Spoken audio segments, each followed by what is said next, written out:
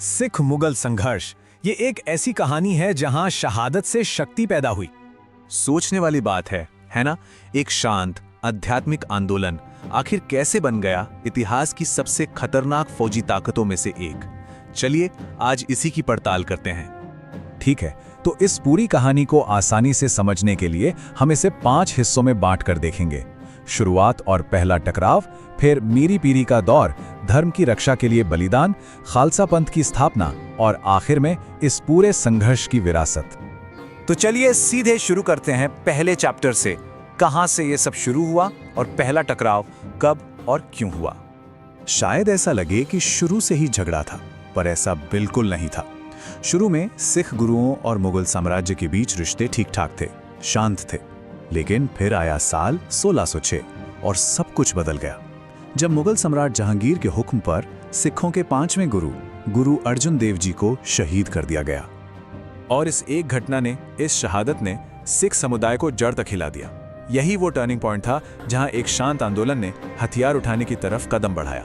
समझिए, यहां से एक नए दौर की शुरुआत हुई। अब आगे बढ़ते हैं। इस शहादत का जवाब कैसे दिया गया? यहीं से शुरू होता है हमारा दूसरा हिस्सा, मीरी पीरी, एक बिल्कुल नया बदलाव।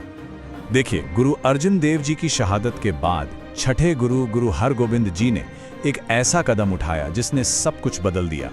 पहले सिख धर्म का फोकस सिर्फ आध्यात्मिक ज्ञान पर था, लेकिन गुरु हरगोबिंद जी ने मीरी यानी दुनियावी ताकत और पीरी यानी रूहानी ताकत, इन दोनों को जोड़ दिया। उन्होंने अकाल तख्त बनाया और सिख समुदाय को एक फौज की तरह तैयार करना शुरू कर दिया। और हाँ, ये सिर्फ बातें नहीं थीं, इसे एक्शन में लाया गया। 1634 में अमृतसर की लड़ाई, फिर लहेरा और करतारपुर की झड़पें, इन सब ने दिखा दिया कि अब सिख एक नई मिलिट्री ताकत बन चुके हैं जो मुगल फौजों को टक्कर दे सकती है। इस पूरे कॉन्फ्लिक्ट को और आसानी से समझने के लिए चलिए इस टाइमलाइन पर एक नजर डालते हैं। 1606 गुरु अर्जुन देव जी की शहादत, फिर 1675 गुरु तेग बहादुर जी की शहादत, उसके बाद 1699 खालसा पंथ की स्थापना, और फिर 1708 से 1716 तक बंदा सिंह बहादुर का विद्रोह। ये हैं वो अहम मोड़ जिन्होंने इस पूरे संघर्ष को एक दिशा दी। अब कहानी आती है एक और अहम मोड़ पर, एक और महान बलिदान जिसने सिखों के इरादों को और भी मजबूत कर दिया।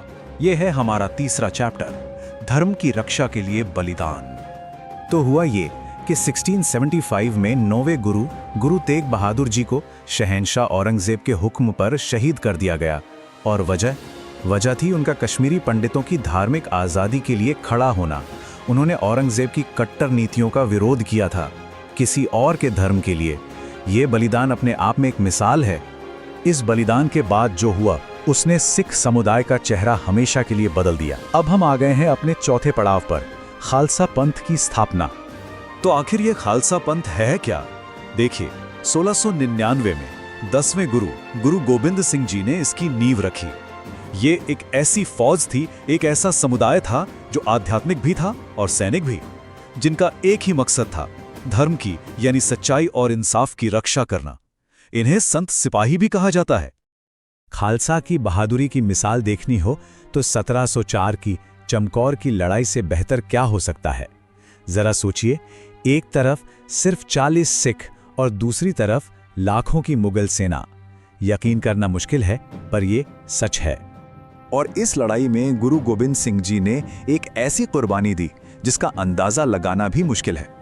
उनके 2 बड़े साहिबजादे, साहिबजादा अजीत सिंह जी और साहिबजादा जुझार सिंह जी, इसी लड़ाई में शहीद हो गए। लेकिन कुर्बानियों का सिलसिला यहीं नहीं रुका। गुरु जी के 2 छोटे साहिबजादे, जोरावर सिंह जी और फतेह सिंह जी, जिनको सरहिंद के गवर्नर ने जिंदा दीवार में चिनवा दिया था, ये बलिदान की इंतहा थी। तो इतने संघर्ष, इतनी कुर्बानियों के बाद आखिर हासिल क्या हुआ? चलिए अब आखिरी हिस्से में इसकी विरासत को समझते हैं। गुरु गोबिंद सिंह जी के बाद भी संघर्ष थमा नहीं। बंदा सिंह बहादुर ने इस जंग की कमान संभाली। उन्होंने पूरे पंजाब में एक बड़ा विद्रोह छेड़ दिया, यहां तक कि सरहिंद पर भी कब्जा कर लिया। लेकिन आखिरकार 1716 में उन्हें पकड़कर शहीद कर दिया गया। तो इस सब का अंजाम क्या हुआ? इस सदी भर लंबे संघर्ष ने क्या विरासत छोड़ी? देखिए, ये संघर्ष सिख पहचान, उनके साहस और उनकी हिम्मत का प्रतीक बन गया। इन्हीं कुर्बानियों ने एक ऐसी मजबूत कौम तैयार की जिसने आगे चलकर महाराजा रणजीत सिंह की लीडरशिप में एक शक्तिशाली सिख साम्राज्य की नींव रखी। तो आखिर में ये कहानी हमें एक बड़े सवाल के साथ छोड़ जाती है कि जब किसी समुदाय को अपने अस्तित्व के लिए लड़ना पड़ता है तो उसे खुद को कितना बदलना पड़ता है, और उस बदलाव से जो विरासत बनती है वो कैसी होती है।